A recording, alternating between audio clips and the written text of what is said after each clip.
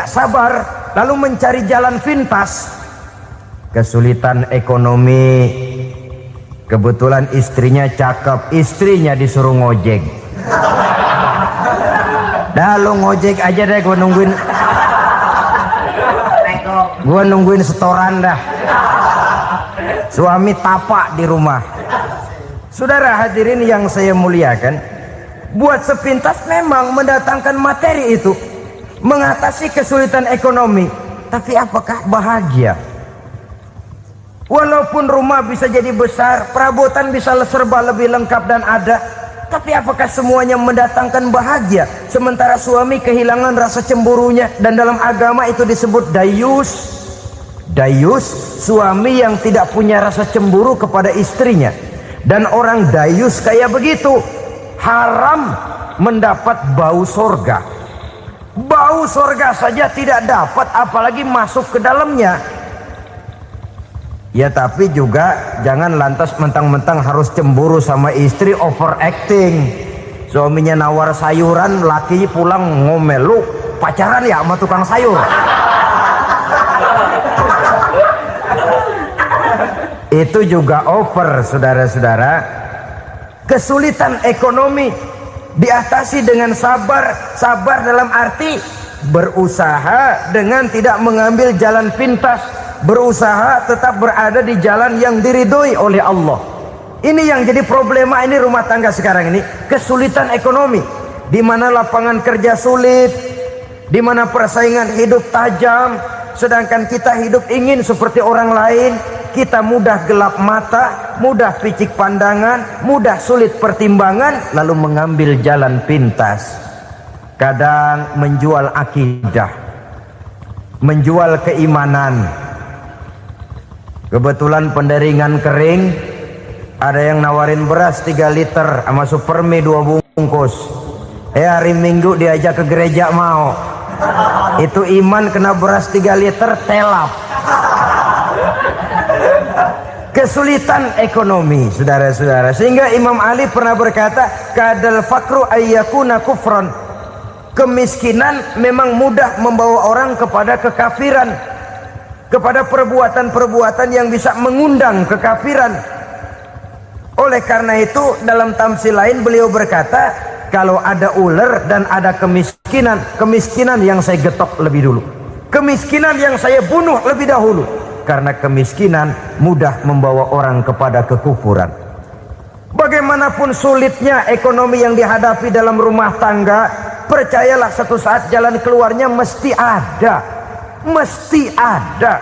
Jangan sampai mengambil jalan pintas yang membuat kita keluar dari jalan yang ditinjau dari segi kemasyarakatan pun mendatangkan aib, ditinjau dari kehormatan berkeluarga pun mendatangkan nista, ditinjau dari segi ekonomi pun barangkali tidak akan mendatangkan kelimpahan materi. Jalan pintas pada umumnya, saudara-saudara, hanya memberikan kenikmatan yang sekejap. Dan apalah itu artinya kalau harus mengorbankan kesenangan yang abadi dan kekal. Kadang-kadang mengorbankan anaknya sendiri, anaknya dikomersilkan.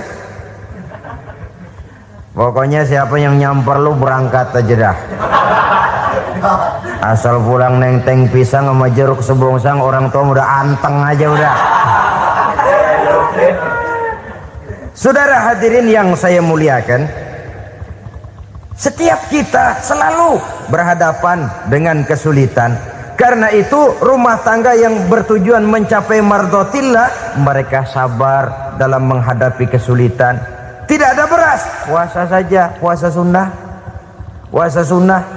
Lapar tapi ada pahalanya, daripada tidak puasa lalu ngegerundel. Brengsek Tuhan, gue sembahyang melulu lapar juga. Sudah lapar tidak berpahala. Bukankah Rasulullah sendiri kalau pulang ke rumah Aisyah lalu berkata, ya Humairah, ada makanan hari ini? Ada makanan yang enggak ada bang. Alhamdulillah kalau begitu saya puasa. Pulang dari mana-mana perut lapar, mau makan tidak ada makanan, bukan marah, bukan ngamuk, puasa. maka boleh puasa sunnah niatnya udah siang, jam 10, jam 11, asal dari pagi belum makan apa-apa. Niatnya jam 10, sah dengan catatan dari pagi belum makan apa-apa. Jangan sudah sepiring setengah baru niat, itu lain. Itu ngojek namanya itu. Pengertian dalam kesulitan. Satu malam beliau pulang dari masjid agak larut. Habis ngajar banyak yang bertanya, ketuk pintu, assalamualaikum, assalamualaikum. 3 kali beliau memberi salam, tidak ada jawaban, tidak dibukakan pintu. Rupanya istri beliau lelah bekerja di waktu siang, tidurnya pules benar. Marah ke Rasul? Tidak, beliau gelar sorban, tidur di depan pintu. Asraful anbiya wal mursalin ini, Rasul termulia ini, karena menghargai istrinya tidur di depan pintu. Sampai Aisyah bangun sepertiga malam, terkejut buka pintu, suaminya ada di depan pintu. Beliau bangunkan. Ketika dibangunkan, Rasul lebih dulu berkata, maaf sayang, saya pulang terlambat. Sudah nggak dibukain pintu, tidur di depan, dibangunin, beliau duluan yang minta maaf. Pengertian. Kalau emosi, memang nggak dibukain pintu, tidur di depan. Begitu dibukain, yang enak kita tunjuk jidatnya.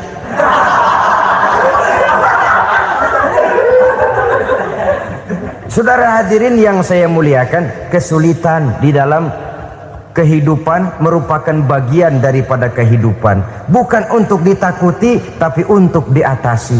Bukan untuk dihindarkan, tapi dicarikan jalan keluarnya. Hadapilah kesulitan dengan baik sangka kepada Allah, dengan lapang dada, dan dengan tetap bersabar menghadapinya. Kenapa? Karena tujuan kita mendirikan rumah tangga, mencapai ridho Allah. Kalau anak kita perjualbelikan, kalau istri kita komersilkan, kalau akidah kita jual untuk mempertahankan rumah tangga, bukankah makin jauh saja rumah tangga itu dari ridho Allah? Ini tujuan utamanya. Yang ketiga,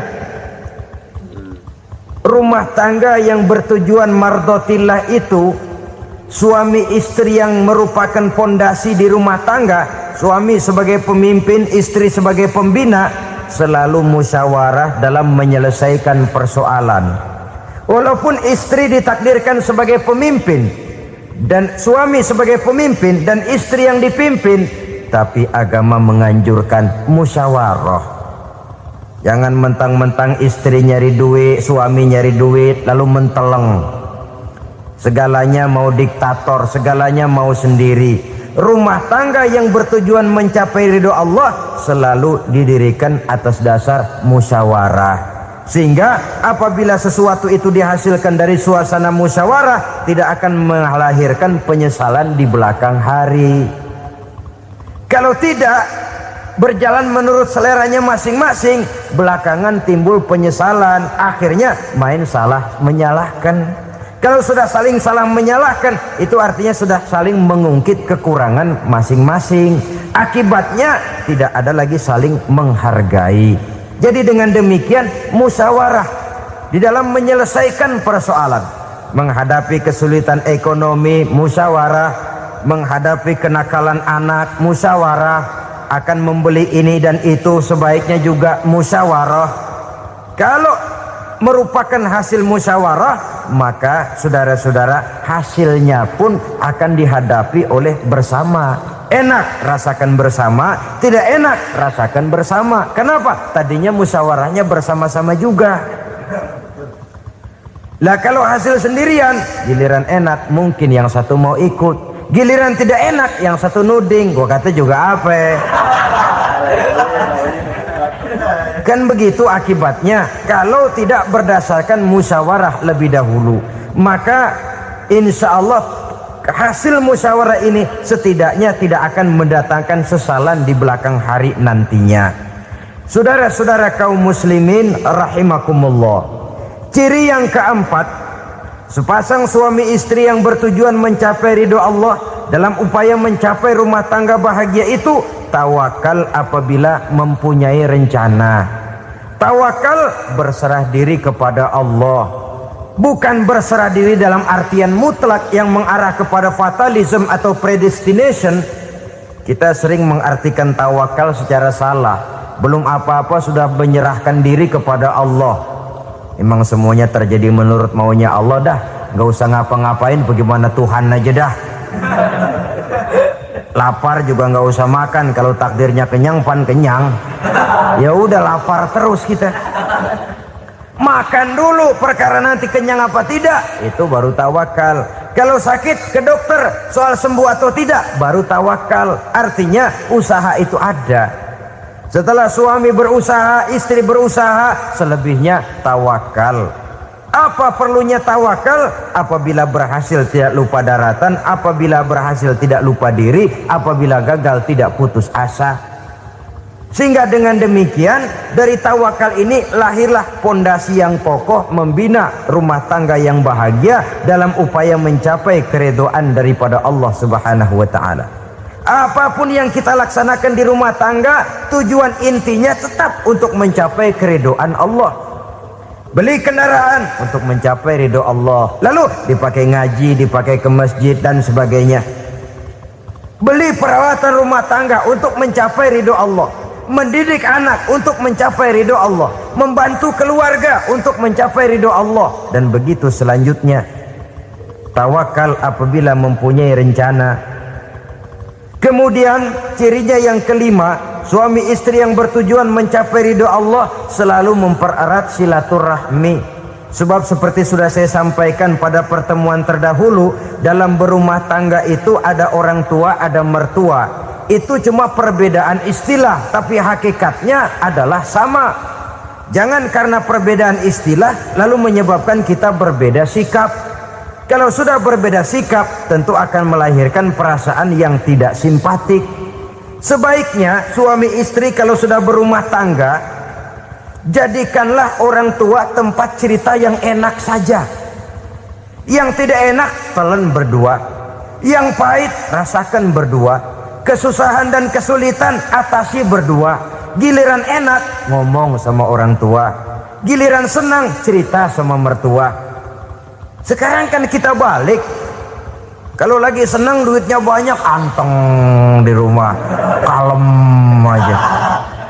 Tapi lalu waktu susah, waktu susah, cerita kepada orang tuanya, cerita kepada mertuanya. Lalu kapan kita mau menyenangkan orang tua? Sudahlah mereka susah mendidik kita di waktu kecil, membesarkan kita, melakukan segala macam pengorbanan. Demi setelah kita berumah tangga, kesulitan rumah tangga kita tumpahkan juga kepada mereka. Pererat silaturahmi dan usahakan agar seluruh keluarga hanya menjadi tempat kita cerita yang enak-enak saja. Istilah sehari-harinya, kalau di rumah kita makan sama sayur bayam, keluar rumah diem, malah seluitan. Tetangga tanya, lu makan kayaknya enak banget apa sih? Daging ayam.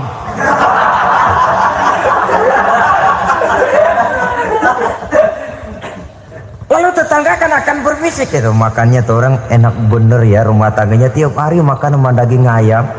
Biarlah paling kurang itu jadi doa, daripada kita makan sama kangkung lalu ribut ngomel di mana-mana. Gua kesel banget sama bini gua. Di warung ceritanya lagi. Kenapa? Saban sari gue direbusin kangkung mulu. Brengsek. Di warung cerita ada RT, ada RW. Gara-gara makan sama kangkung se-RT tahu. Akhirnya mungkin kalau kita berangkat orang hitung dari jauhan. Lihat, kangkung liwat.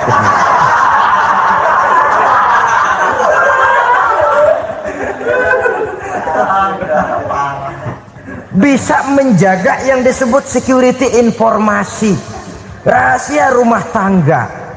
Bahkan pernah saya berikan contoh karena ingin menghargai. Suami beliin kain batik buat istrinya. Istri tahu begitu sepintas, nih kain jelek nih. Tapi karena mau menyenangkan suaminya, dia bohong. Bagaimana bu kain yang bapak beliin? Aduh bagus bener pak, bagus sekali itu kain. Warnanya pak emang yang model begitu tuh. Tetangga kita mana ada yang pakai kain begitu pak. Ya emang nggak ada jelek. Menghargai. Sebab kalau waktu itu si istri jujur, yang timbul sakit hati suami. Bagaimana bu kain yang saya beliin? Goblok lo. Kain begitu dibeliin di pasar juga banyak 1.400, campur odol lagi. Sudahlah, suami punya niat baik, sampai rumah digoblok-goblokin, tidak ada lagi rasa saling menghargainya. Begitu pentingnya mempererat silaturahmi ini, sampai Nabi berpesan, isnani la yanzurullahu ilaihima yaumal qiyamah, qati'ur rahim wa jarus su'. Ada dua golongan manusia yang di akhirat nanti tidak akan dilihat oleh Allah, tidak akan diopeni oleh Allah, didiemin aja. Siapa mereka? Pertama, orang yang suka memutuskan silaturahmi. Yang kedua, tetangga yang jahat dengan tetangganya. Dua golongan manusia ini, pemutus silaturahmi, kemudian juga tetangga yang jahat dengan tetangganya, ini tidak akan dipandang oleh Allah di hari akhirat nanti. Jadi pererat silaturahmi, sebab kita ini zon politikan, makhluk yang bermasyarakat, yang tidak bisa hidup sendirian. Setiap kita memerlukan orang lain. Kita disebut kaya karena ada yang miskin, kita disebut alim karena ada yang awam, kita disebut berkuasa karena ada rakyat jelata. Tanpa rakyat tidak ada penguasa, tanpa yang miskin tidak ada orang kaya. Kalau tidak ada yang jelek, siapa yang bilang cakep? Karena ngimbangi. Saudara hadirin, atas dasar ini mestinya kita selalu bersyukur dalam segala posisi, tidak lalu salah terima kepada karunia yang diberikan Allah kepada kita. Saudara hadirin yang saya hormati, pererat silaturahmi, jadikan orang-orang tua kita tempat kita cerita yang enak-enak saja. Yang tidak enak, telan sendiri, usahakan sendiri, carikan jalan keluarnya sendiri. Setidaknya ya diam sajalah. Kalau belum bisa membalas budi baik orang tua, setidaknya jangan menyakiti hati orang tua kita. Sudah lelah dan payah dia mengasuh kita, membesarkan kita, merawat kita, demi setelah kita berumah tangga, seluruh kesulitan kita bawa lagi kepadanya. Karena itu buat para istri juga ini perhatian. Kalau dimarahi suami, jangan cepat-cepat pulang ke rumah orang tuanya. Nggak boleh diomelin dikit, main buntal aja. Gua pulang dah. Pulang. Sampai sana cerita habis-habisan, dikucek kejelekan suaminya. Nanti 2-3 hari balik aja lagi, kan nggak lucu jadinya. Saudara hadirin, begitu juga suami mencaci maki habis istrinya, 2-3 hari bayar aja lagi. Konyol, istrinya sudah dicaci maki habis-habisan, dijeleki leluhur-leluhurnya, 2-3 hari baik lagi, mesraan lagi. Kata bininya dalam hati, gua lu jelekin juga, lu pakai juga, payah.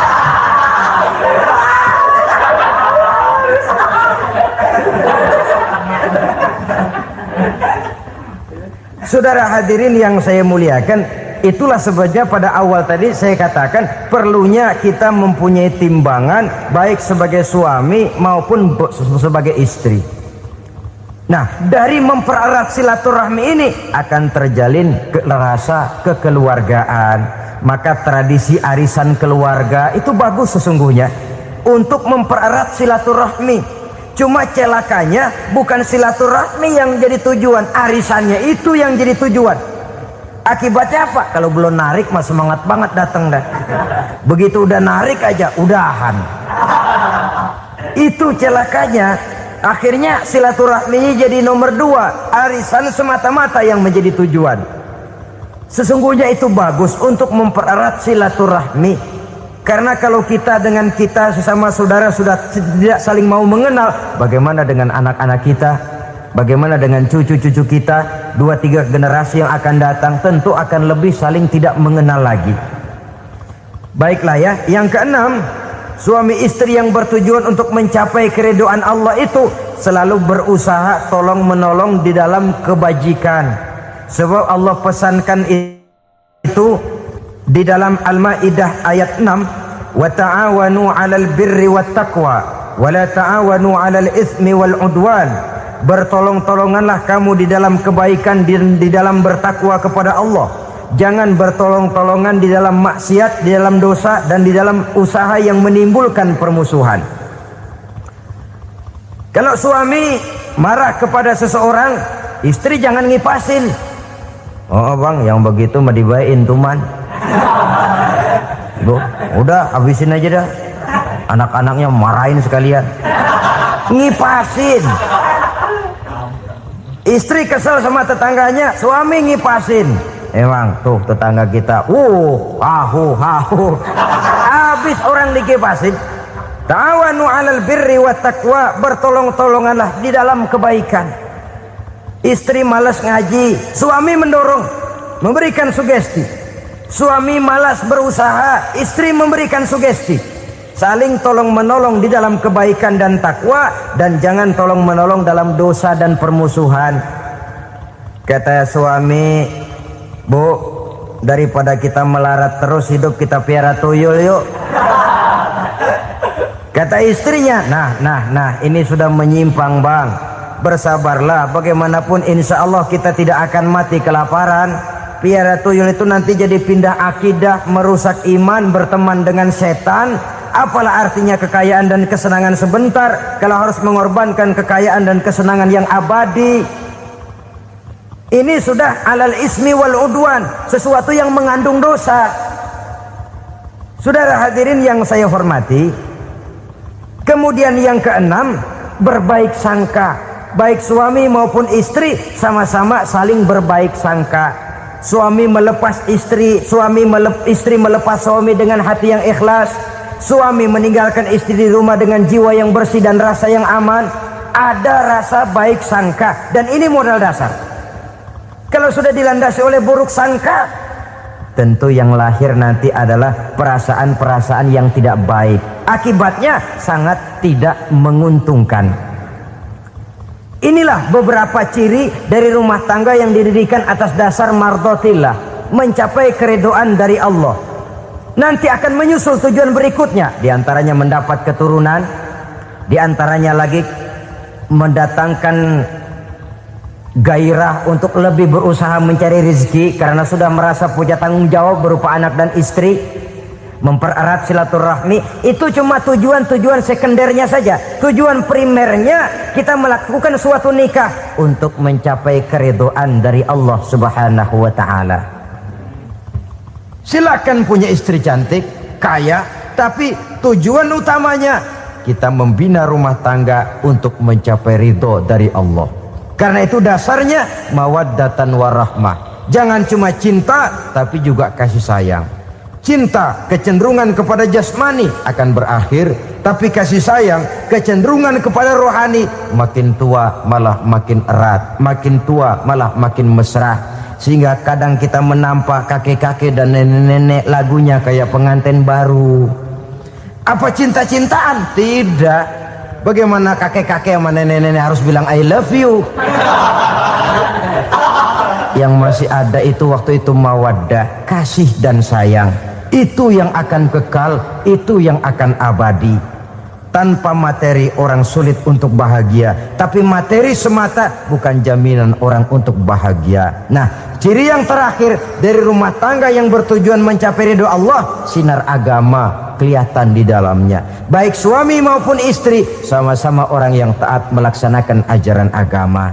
Saudara, mudah-mudahan walaupun singkat dapat menjadi sumbangan moral dalam kita mewujudkan rumah tangga yang bahagia menurut contoh yang diberikan oleh Rasulullah Sallallahu Alaihi Wasallam. Terima kasih atas perhatian saudara. Mohon maaf atas segala kekurangan. Usikum wa nafsi bitaqwallah. Wassalamualaikum warahmatullahi wabarakatuh.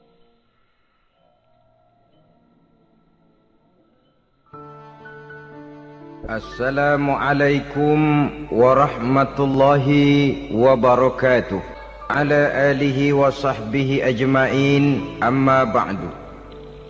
Saudara-saudara kaum muslimin rahimakumullah, salah satu dari misi Islam ialah mengangkat harkat dan martabat manusia yang sebelumnya dibedakan oleh warna kulit, oleh suku bangsa dan bahasa, seluruhnya diikat dengan satu akidah, menghilangkan perbedaan akibat warna kulit, suku bangsa dan bahasa. Termasuk dalam upaya itu betapa Islam telah mengangkat harkat dan martabat kaum wanita. Maka pada pertemuan kali ini kita akan membicarakan tentang peranan wanita sepanjang pandangan agama. Sebelum Islam datang, nasib perempuan nyaris hanya berputar di segitiga saja. Dapur, sumur, kasur. Kasur, sumur, dapur. Seolah-olah wanita terpaut dengan 3 itu tadi. Seolah-olah wanita tidak bisa berbuat lebih banyak daripada itu.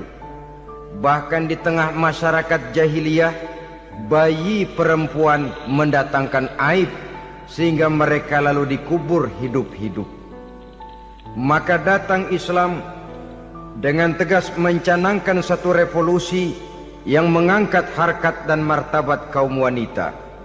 Nabi bersabda, "An-nisa'u imadul bilad, iza saluhat saluhal bilad, wa iza fasadat fasadal bilad."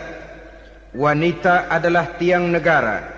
Jikalau baik wanita, baiklah negara. Jikalau rusak wanita, hancurlah negara. Dalam berbagai ayat Al-Quranul Karim menjelaskan tentang wanita dan peranannya. Al-Quran bercerita tentang Siti Hawa. Al-Quran bercerita tentang anak perempuan Nabi Adam, Iklima dan Labuda, yang menyebabkan Habil dan Qabil saling berbunuh-bunuhan. Al-Quran menceritakan bagaimana ibunya Nabi Musa mendapat wahyu untuk menghanyutkan anaknya di hilir sungai Nil. Al-Quran bercerita tentang Siti Maryam, ibu daripada Nabi Isa. Al-Quran bercerita tentang 2 putri Nabi Yusuf, yang akhirnya salah satunya menjadi istri daripada Nabi Musa.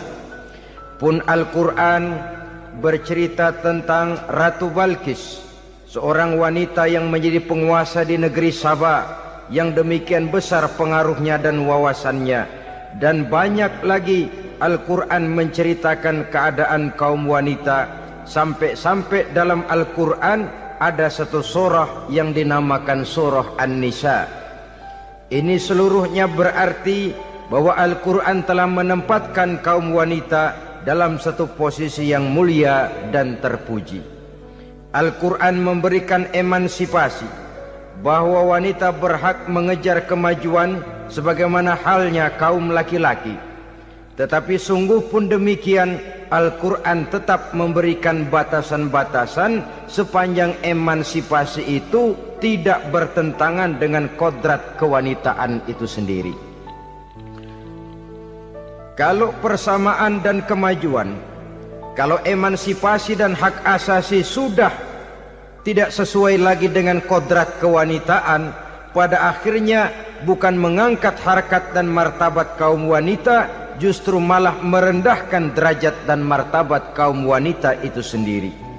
Seperti sebagian besar wanita ini, mereka berteriak menuntut tentang persamaan hak, tapi mereka melupa apa batasan daripada persamaan hak itu sendiri.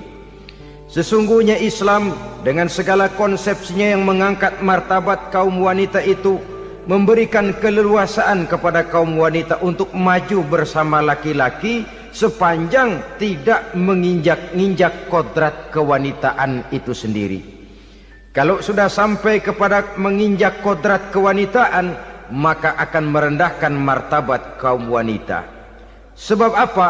Secara fisik dan psikis, agaknya memang laki-laki sudah ditakdirkan oleh Allah untuk menjadi pembimbing bagi kaum wanita. Walaupun tidak tertutup kemungkinan wanita tampil sebagai pemimpin, tetapi dari segi fisik biologis misalnya, laki-laki itu diciptakan kekar, kuat, untuk memikul dan melaksanakan tugas-tugas yang berat. Sedangkan perempuan pada umumnya adalah lembut, ayu, lemot, denok, geboy, dan lain sebagainya. Maka kalau kita baca sejarah, Allah itu belum pernah mengutus rasul perempuan. Semua rasul laki-laki. Sebab apa? Secara fisik biologis tugas kerasulan lebih dimungkinkan oleh seorang laki-laki. Tugas rasul itu berat. Kadang-kadang perang, dicaci maki, berhadapan dengan ujung tombak, ujung pedang dan lain sebagainya. Makanya seluruh rasul laki-laki, dan Allah belum pernah mengutus rasul perempuan.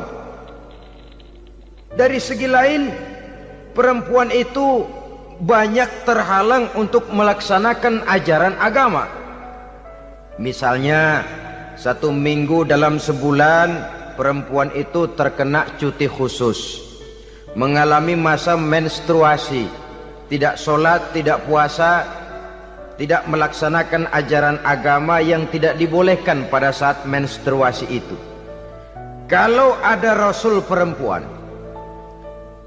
lalu saat malaikat akan menyampaikan wahyu, kebetulan rasulnya sedang wah, itu bisa balik-balik lagi malaikat Jibril ke langit itu. Mau turun nyampein wahyu, balik lagi ke atas, ditegur, kenapa balik lagi Jibril? Rasulnya lagi head.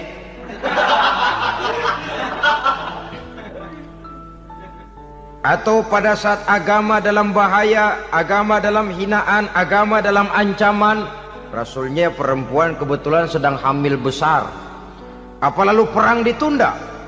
Pengumuman perang ditunda saja sampai rasul melahirkan. Tentu lebih tidak mungkin lagi. Secara fisik biologis laki-laki lebih memungkinkan untuk melaksanakan tugas kerasulan ini. Maka seluruh rasul yang diutus Allah adalah laki-laki. Saudara hadirin yang saya muliakan, sungguh pun demikian, Islam itu mengangkat martabat wanita sedemikian tinggi sebagai tiang negara yang menentukan jatuh dan bangunnya negara, yang ikut mewarnai bahkan menjadi warnanya suatu negara. Walaupun peranannya memang tidak begitu kelihatan, tapi sesungguhnya amat sangat menentukan. Oleh karenanya, secara umum emansipasi yang digariskan oleh Islam, emansipasi yang tidak bertentangan dengan kodrat kewanitaan di berbagai aspek kehidupan. Kalau sekarang emansipasi ini kelihatannya sudah salah pasang, salah kaprah. Bahkan belum lama kita menyaksikan bagaimana ada binaragawati. Di zaman sekarang perempuan sudah mulai angkat besi. Saya mulai mikir kalau perempuan sudah pada angkat besi, ini sudah tanda suaminya udah dekat dibanting-bantingin ini. Tahun-tahun mendatang mungkin akan menyusul perempuan mulai narik becak.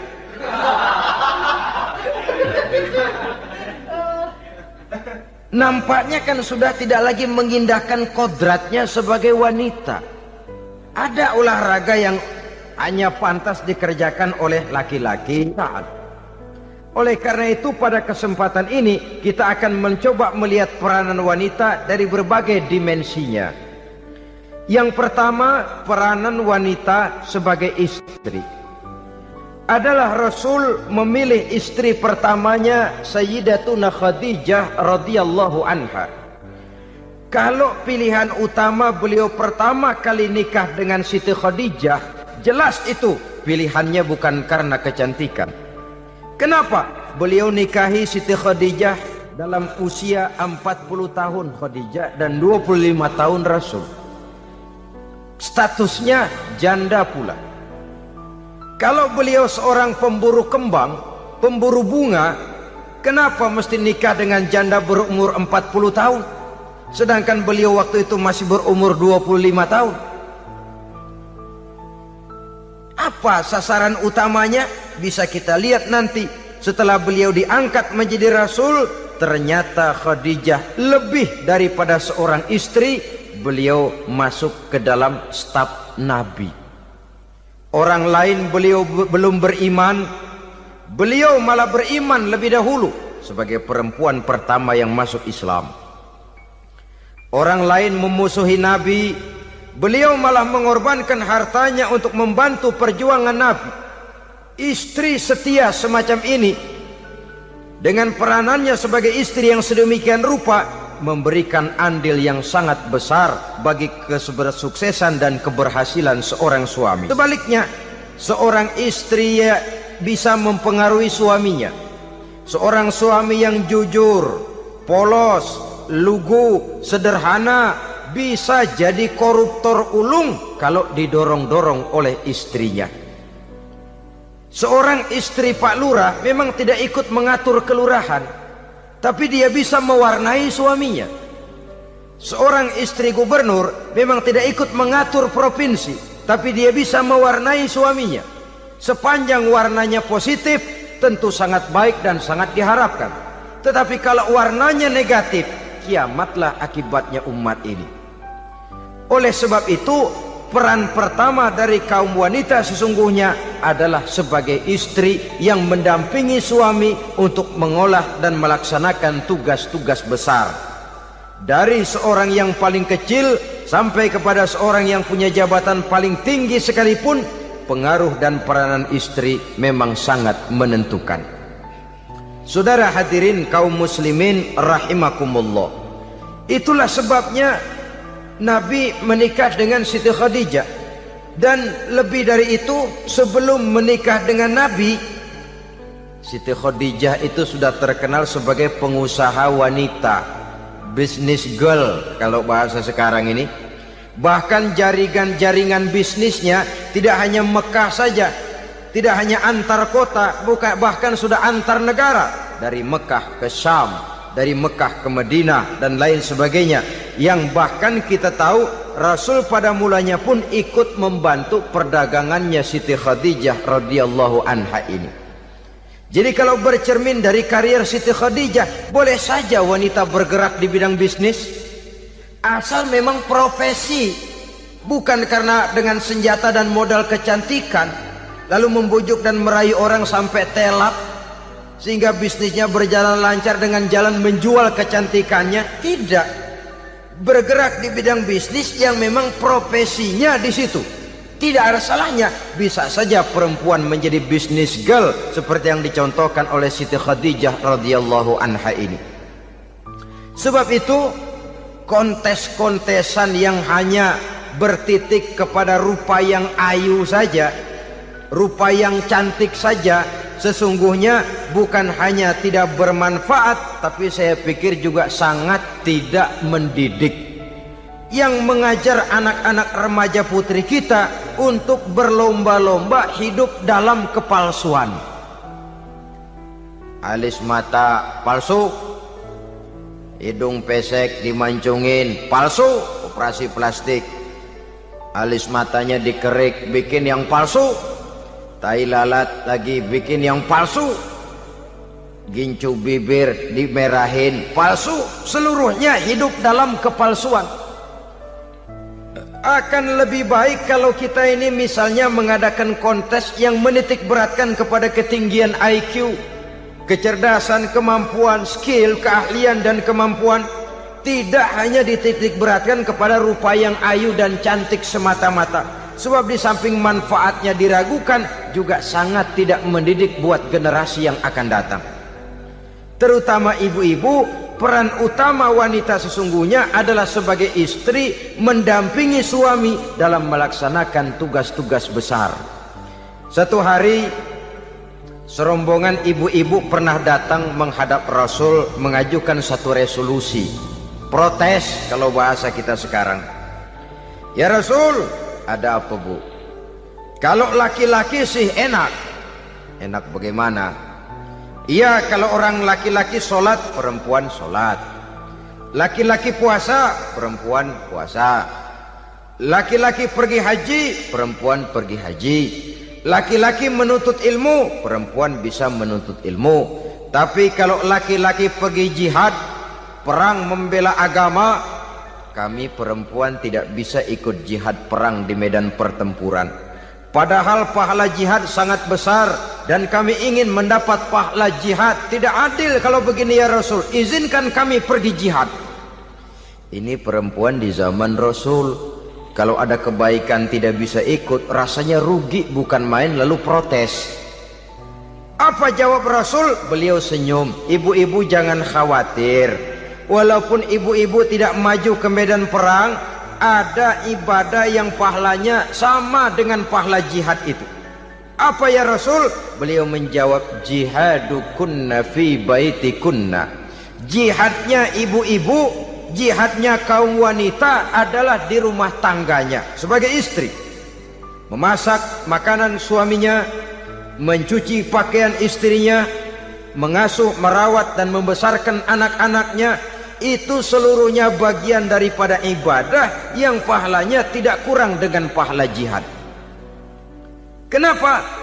Al-Quran itu memberikan sesuatu sesuai dengan kedudukannya. Kalau perempuan pergi perang jihad membela agama, musuhnya laki semua, kayak apa perangnya? Itu musuhnya bisa nggak mau pakai pedang, perangnya udah gulat aja udah. Sehingga Rasul lalu memberikan satu jalan keluar yang membuat wanita-wanita itu lega. Jihadukunna fi baitikunna. Ibu-ibu sih tidak usah khawatir, jihad ibu adalah di rumah tangga ibu-ibu semua. Sejak bangun tidur sampai tidur kembali, nyaris kaum ibu itu 24 jam pekerjaannya. Sebagai istri, dia melaksanakan jihad di rumah tangganya.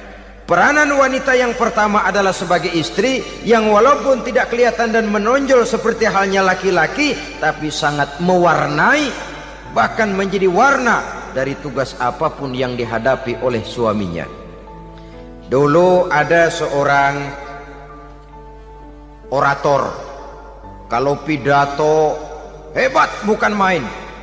Kalau dia bernada gembira, semua orang senyum.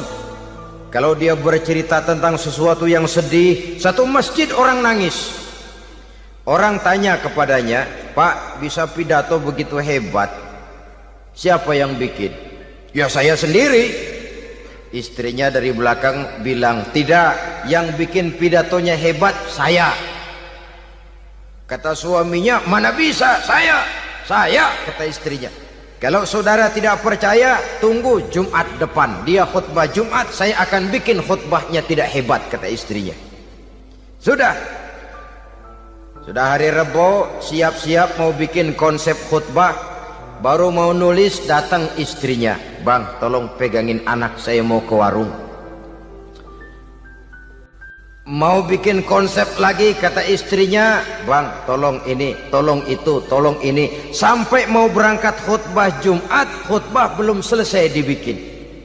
Begitu naik mimbar, kehabisan bahan. Sudah 10 menit masih ama ba'du. Ini yang dengar heran, ini orang kok bicaranya bisa cuma amat sama badu saja. Di situ kelihatan saudara-saudara betapa peran serta istri yang walaupun tidak kelihatan oleh pandangan mata yang zahir, tapi teramat sangat menentukan. Sekali lagi, tidak ada seorang suami bisa sukses jadi apapun dia tanpa peran serta istrinya di rumah. Tidak ada kemajuan yang bisa diperoleh kalau tidak karena peran serta istrinya di rumah. Tidak ada kesuksesan yang bisa diraih tanpa keikutsertaan daripada istrinya di rumah. Walaupun suaminya yang dikenal orang, suaminya yang dipuji orang, suaminya yang disanjung orang, bagian besar tetaplah saham dan andil daripada istrinya yang di rumah itu. Ini makna an-nisa imadul bilad. Wanita adalah tiang negara. Jikalau baik wanita, baik negara. Jikalau rusak wanita, hancur negara. Karena wanita, negeri Salba menjadi terkenal, tentram, aman, wawasan politiknya luas. Seorang semacam Cleopatra bisa menaklukkan Julius Caesar. Dan begitu selanjutnya. Banyak cerita-cerita betapa wanita yang berperan di belakang layar ini bahkan bisa menggoyangkan negara. Bahkan yang paling dekat saja contoh dengan kita, Senator Gary Hart. Saudara masih dengar tentu itu, betapa harus terpaksa mengundurkan diri dari pencalonan presiden Amerika karena kasusnya dengan Donna Rice itu, dengan hostess itu. Betapa di sini seorang perempuan atau seorang wanita sanggup membongkar seseorang yang punya masa depan ceria untuk menuju kursi kepresidenan dari suatu negara adidaya seperti Amerika, bisa gagal berantakan karena skandalnya itu. Apa penyebabnya? Wanita. Tapi wanita juga bisa menyebabkan menjadi cambuk majunya laki-laki. Wanita juga bisa menghancurkan dan mengubur laki-laki. Saudara hadirin yang saya muliakan, ia memang kelihatannya makhluk yang lemah, tapi di balik kelemahannya itu sesungguhnya dia bisa menelan laki-laki yang bagaimanapun besarnya. Saudara-saudara kaum muslimin rahimakumullah, terutama ibu-ibu yang saya hormati, jadi peranan yang pertama wanita sebagai seorang istri. Yang kedua, wanita sebagai ibu. Ini juga sangat besar pengaruhnya dalam membentuk generasi masa yang akan datang. Bapak, oleh karena kesibukan tugasnya tentu lebih banyak di luar rumah. Yang nyaris 24 jam di rumah itu ibu. Bagaimana dia merawat anaknya, bagaimana dia menaruh perhatian terhadap anaknya, bagaimana ia melimpahkan kasih sayang kepada anak-anaknya, akan membentuk kepribadian anak dan artinya membentuk generasi yang akan datang. Kalau seorang ibu sudah cuek-cuek saja kepada anaknya, padahal Quran mengatakan al-jannatu tahta aqdamil ummahat, surga di bawah telapak kaki ibu. Hadis ini bisa kita artikan macam-macam. Pertama, anak tidak akan mendapat kebahagiaan tanpa ridho daripada ibunya. Kedua, ibu adalah wanita agung yang harus ditaati. Ketiga, neraka atau surga anak bergantung kepada ibu, bagaimana dia mewarnai anak. Kalau ibunya cuek-cuek saja sama anaknya, dan sering jadi contoh klasik, kalau anak ayamnya beduk maghrib belum pulang, satu RT dicariin, hansip diundang, kalau perlu dan ramil dilaporin. Tapi kalau anak gadisnya jam 12 tengah malam belum pulang, ibu tenang-tenang saja, Pak.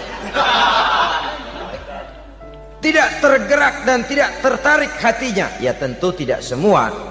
Kalau sudah begitu, bukankah hakikatnya ibu sudah menciptakan neraka buat anaknya sendiri?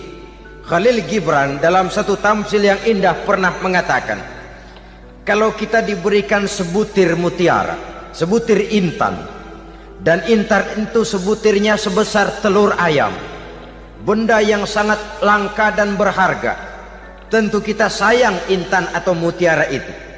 Kita jaga baik-baik, kita simpan dalam kotak, kotaknya kita kunci, kotak itu kita simpan di dalam lemari, lemarinya kita kunci lagi, lemarinya ada di dalam kamar, kamarnya pakai pintu, pintunya kita kunci lagi, kamar itu ada dalam rumah, rumahnya pakai pintu, dikunci lagi, kemudian rumahnya pakai pintu gerbang besar, gerbangnya juga digembok lagi. Untuk menjaga intan itu jangan sampai hilang, begitu usaha kita berlapis-lapis. Dan intan itu sudah diberikan kepada kita, kata Khalil Gibran. Apa dia? Anak-anak yang diamanahkan Allah kepada kita. Itu intan-intan mahal, itu mutiara-mutiara pilihan yang dititipkan dan diamanahkan untuk kita jaga sebaik-baiknya. Haruskah dia sia-sia di tangan kita? Haruskah dia merana jatuh di tangan ibu yang tidak punya tanggung jawab? Saudara hadirin yang saya muliakan, oleh karenanya peranan sebagai ibu ini sangat menentukan bagi pembentukan generasi yang akan datang. Salah ibu mengarahkan anak, akan lahir generasi mendatang yang tidak kita harapkan. Sehingga Nabi bersabda, kullu mauludin yuladu 'alal fitrah fa abawaihi yuhawwidanihi aw yunassiranihi aw yumajjisanihi. Setiap bayi dilahirkan dalam keadaan suci. Setiap bayi dilahirkan dalam keadaan bersih, tidak punya dosa. Islam tidak mengenal dosa warisan. Semua saja bayi lahir dalam keadaan suci dan bersih. Kalau demikian lalu bagaimana? Kata Nabi, ibu bapaknya lah yang kelak akan menjadikan anak itu sebagai Yahudi, yang kelak menjadikan itu anak itu sebagai Nasrani, atau menjadikan anak itu sebagai Majusi. Ibu bapaknya yang mewarnai anak. Ibaratnya anak itu kertas putih, mau ditulis tinta hijau warnanya hijau, mau ditulis tinta merah warnanya merah, mau ditulis tinta hitam pun warnanya hitam. Oleh karena itu pembentukan anak yang soleh secara mental sesungguhnya sudah diwarnai oleh kebiasaan ibu bapak dalam pergaulan di rumah tangganya secara mental. Sehingga dengan demikian saudara-saudara, salah kaprah ibu dalam mengarahkan anak-anaknya akan melahirkan generasi penerus yang sungguh-sungguh tidak kita harapkan, dan pada gilirannya akan membahayakan perkembangan bangsa dan negara, membahayakan kita sebagai suatu umat. Apalagi sekarang ini masih banyak orang-orang muslim, orang-orang tua muslim yang kadang-kadang menyekolahkan anaknya di sekolah yang membahayakan akidahnya, mematikan imannya, menghancurkan tauhidnya. Pokoknya asal bonafid keluar sekolah ada jaminan lapangan kerja, perkara anak mau kafir mau murtad bukan urusan. Alangkah ironi dan sangat menyedihkan. Saudara-saudara yang saya hormati, jadi dari segi kaum wanita peranan ibu sangat besar. Dari segi anak, ketaatan kepada ibu, doa restu ibu akan membawa kepada kebahagiaan hidup. Doa ibu mustajabah, kutukan ibu manjur. Beberapa hikayat dan riwayat menjadi contoh dan tamsil buat kita betapa tidak ada satu kebahagiaan di dunia ini yang bisa ditegakkan tanpa doa restu daripada ibu. Pantas kalau dalam Al-Quran ada ummul kitab, ibunya atau induknya kitab. Tiap negara punya ibu kota, bapak kota tidak ada. Lalu lagi wawasan Nusantara disebut ibu pertiwi, bapak pertiwi kemana tahu. Saudara hadirin yang saya muliakan, lalu dalam peringatan hari-hari besar nasional ada yang namanya Hari Ibu. Hari bapak nggak pernah diperingati. Ada Hari Ibu, dan ibu itu pun ada Ibu Kartini, ada Ibu Dewi Sartika, dan macam-macam lagi yang seluruhnya merupakan refleksi dan gambaran betapa peranan kaum wanita di dalam kehidupan ini yang memang banyak mewarnai dan menjadi warna dari suatu kegiatan. Saudara-saudara kaum muslimin rahimakumullah, apabila yang pertama tadi kita melihat peranan kaum wanita sebagai istri, betapa ia berpengaruh besar dalam ikut menunjang keberhasilan dan kesuksesan suaminya. Kemudian pada peranannya yang kedua, wanita sebagai ibu di rumah tangga, betapa ia ikut membentuk, mempengaruhi, mewarnai dan membimbing kepribadian anak sebagai generasi penerus. Maka pada peranan yang ketiga ini kita akan melihat wanita sebagai social agent, sebagai penggerak kegiatan sosial di berbagai bidang kehidupan. Apakah itu bernama majelis taklim, apakah itu bernama perkumpulan dan yayasan-yayasan kemanusiaan, organisasi-organisasi yang bergerak di bidang pendidikan, bahkan di zaman sekarang bukan hanya menjadi penggerak sosial, bahkan sudah banyak kaum wanita yang menggerakkan satu bangsa. Dunia mengenal Margaret Thatcher, dunia mengenal Indira Gandhi, dunia mengenal Bandara Naike, dunia mengenal Corazon Aquino, dunia mengenal Golda Meir dulu itu dari Israel. Dunia mengenal Imelda Marcos yang ambisius, tapi yang kemudian melangkah kepada jalan yang negatif dari tujuan semula. Ini bukan hanya sekedar social agent, tapi bahkan sudah mengarah kepada menggerakkan dan mewarnai suatu bangsa. Islam membuka pintu ke arah itu. Wanita duduk dan berfungsi sebagai social agent, mengurus berbagai macam perkumpulan-perkumpulan yang bertujuan kepada kebajikan, menyantuni yatim piatu, memelihara kesehatan, menyayangi binatang, memelihara kelestarian lingkungan dan lain sebagainya.